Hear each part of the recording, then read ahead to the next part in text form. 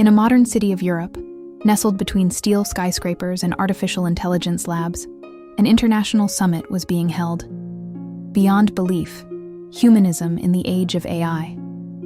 The gathering brought together scientists, philosophers, and atheists from around the world. Their agenda was clear. Faith was outdated, religion was mythology, and logic reigned supreme. The air inside the auditorium buzzed with intellect and skepticism. Laughter often erupted when ancient texts were mentioned, and one speaker joked, "God used to live in temples. Now we keep him in museums." They called it freedom. They called it progress.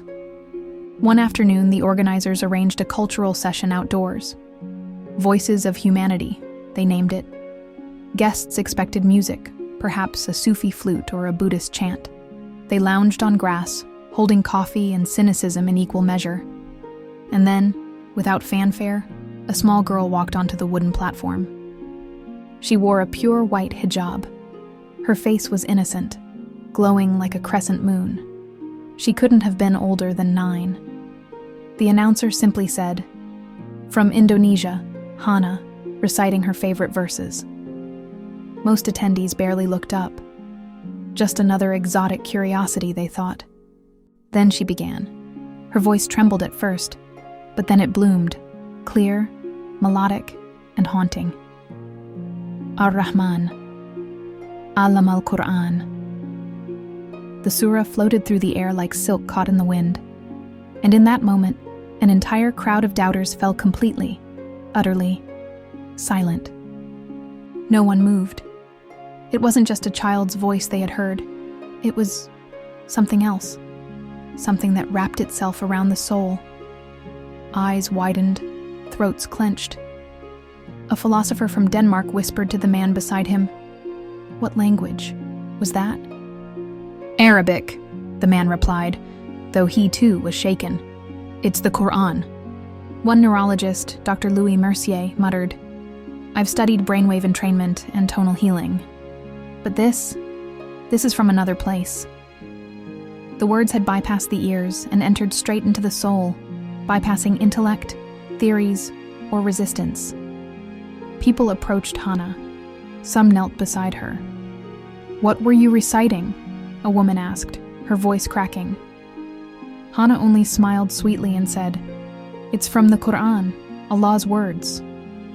Someone asked her to recite again, and she complied, this time Surah Al-Ikhlas, short, yet weighty like a falling star. One woman, a former nun turned atheist, found herself crying uncontrollably.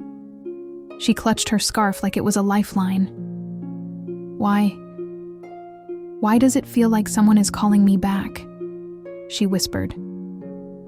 For the first time in years, her heart felt something other than doubt.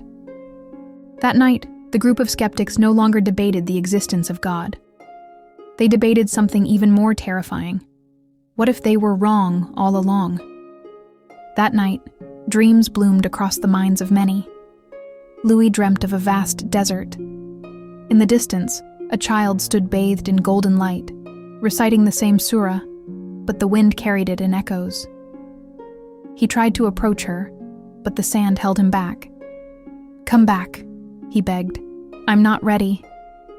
Another delegate, Sophia from Sweden, saw herself entering a mosque barefoot, unfamiliar, but peaceful. The walls shimmered with invisible verses. She awoke with wet cheeks and a racing heart. "I've never believed in prophecy," she told her roommate, "but something is happening to us."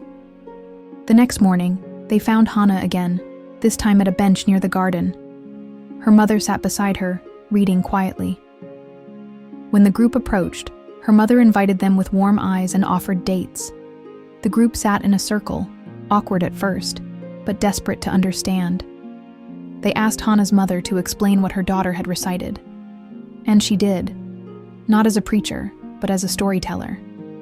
She spoke of mercy, creation, the unity of God, and the purpose of life. Her words were simple, but they cut through decades of pride and confusion. By the end of the conversation, some had already begun reading English translations of the Qur'an on their phones. The seeds of belief had not just been planted, They had taken root. 2 days later, the same garden became a spiritual classroom. The same people who once lectured about evolution without God now listened, heads bowed, to stories of the prophets. The fire they once had for doubt had turned into a yearning for meaning. Hannah recited again. This time, Surah Maryam. The mention of Isa, Jesus, brought tears to the former Christian scholars who found familiarity, yet truth, in the Quranic version. "It's as if everything I was missing is here," said Sophia, clutching her chest. The ex-nun stood up and said, "I mocked this faith for years, but that voice, it didn't condemn me, it invited me." She paused. I want to learn how to pray." One by one, others echoed her desire. They didn't know Arabic. They didn't even know how to pronounce Allahu Akbar. But they felt a fire in their hearts, and that was enough. The garden that had once been a platform for cultural performances was now a sacred ground for awakening. That evening, a local imam was invited quietly. No cameras, no press, just sincerity. Under the falling dusk, surrounded by trees and twilight, the group stood barefoot on the grass. The imam gently explained the meaning of the Shahada. There is no God but Allah, and Muhammad is his messenger. He looked around at the faces, wet with tears, eyes closed in longing. He asked, "Are you ready?" They all nodded. One by one, they repeated after him. Their voices trembled. Some broke down halfway. Some said it through sobs, but all meant every word. Hannah stood nearby, holding her mother's hand, watching with the softest smile. As they finished, the imam whispered, "You are now our brothers and sisters. Angels are recording this moment." Birds chirped above. The wind blew gently, and in that ordinary garden, something eternal happened. A group of atheists were now Muslims. Word spread. Not in headlines, but in hearts. The story of a girl whose voice pierced the veil of disbelief became legend in quiet Islamic circles. Not because she was extraordinary, but because her faith was pure, untouched, childlike. Dr. Lewis wrote a book titled The Echo of Mercy. Sophia returned to Sweden and opened a Qur'an circle for new converts. The ex-nun, now Sister Maryam, started a YouTube channel sharing her journey and reciting surahs with tears. And Hannah? She kept memorizing the Qur'an, unaware that her voice had reached places even satellites couldn't. Her mother simply told her, "Your voice is beautiful, but remember, what makes it shine is your heart."